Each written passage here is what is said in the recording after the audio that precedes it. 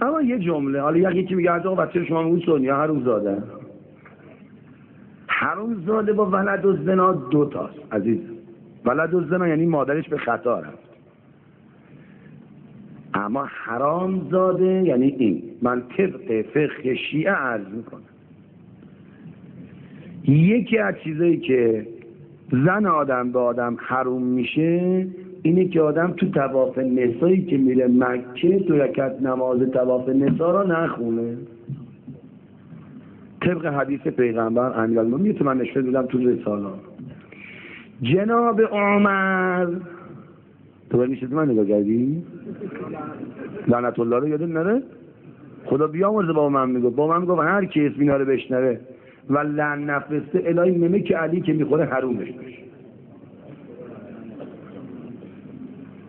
این عمر حرومزاده او دیگه هم حرومزاده بود هم لعنت هم ولد الزنا بود. میدونید که من سندش هم دارم چون باباش خطاب اومد با یکی از کنیزا زنا کرد، بچه دار شد، دختر بزرگ شد، با همون دختر خودش اونم در حال حیض زنا کرد، عمر به وجود. من سندش رو میذارم شد. و آقا دیروز نامه برای من نوشته از اول تا آخر فحش و توهین که چرا به سنی‌ها فحش میدی. جواب اون نامه اینه برو یا به شیر مادرت نگاه کن یا به لقمه‌ای که بهت دادن. برو تحقیق بکن درباره خودت ببین با چی درست شدی که اینجوری حرف میزنی. جواب اون نامه اینه. حالا کارت به جای رسیده که به آخوند شیعه فحش ناموس میدی به خاطر سنی؟ به آخوند شیعه روزخون سید الشهدا توهین میکنی برای سنی؟ خب یه سری به مادرت بزن، یه سری به بابات بزن، سری به کسا کارات بزن ببین جای اشکالی چیزی نباشه. اینطوری عمر لعنت الله علیه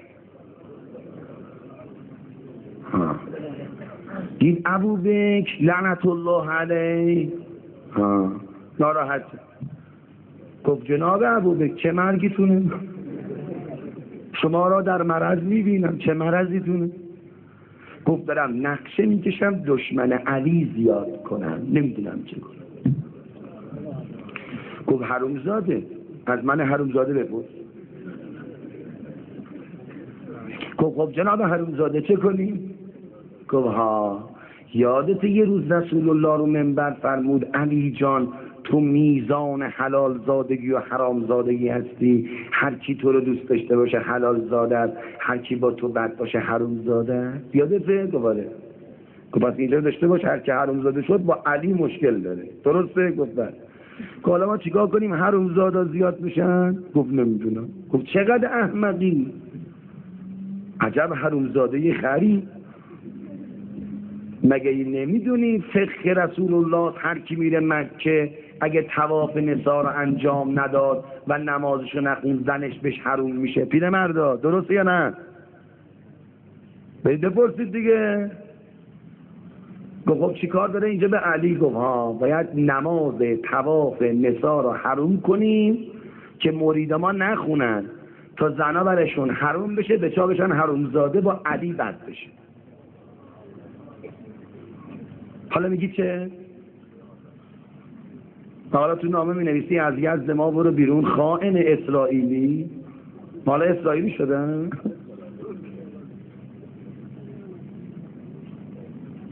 نوشته یه مش احمق نادون پا تو میشینن. خوبه چند تا دکتر پا من برنشسته باشه، خوبه چند تا دانشجو نشسته باشه. خویی هیچ چی نیست جز حرومزادگی، هیچ چی نیست جز شیر ناپاک خوردن، هیچ چی نیست جز لقمه ناپاک خوردن. به آخوند شیعه آدم توهین بکنه به خاطر این که سنی بعدش میاد. بعد پدر و مادر هر چی سنی لعنت.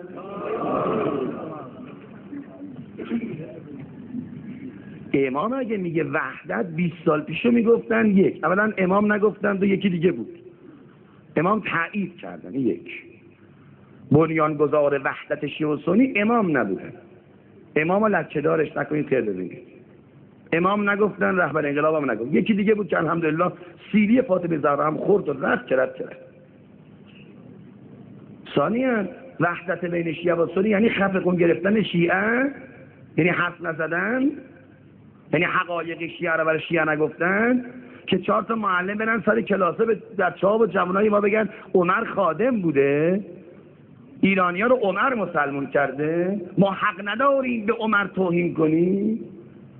یعنی این نه، من تا زندم میگم عمر حرومزاده بوده، تا زندم میگم هر چی سنی حرومزادن، چون اینا نماز طواف نسا رو نمیخونن، اینا زناشون حرومه بهشون طبق فقه شیعه، فقه اسلام، فقه نبوی.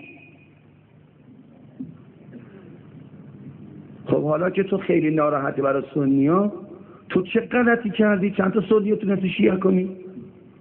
من با همین زبان تیزم 13 تا سنی رو شیعه کردم با اجازت. 13 تا. یکی دیگه هم هست داریم روش کار میکنیم، ان شاءالله 14 تا، نیت 14 هست.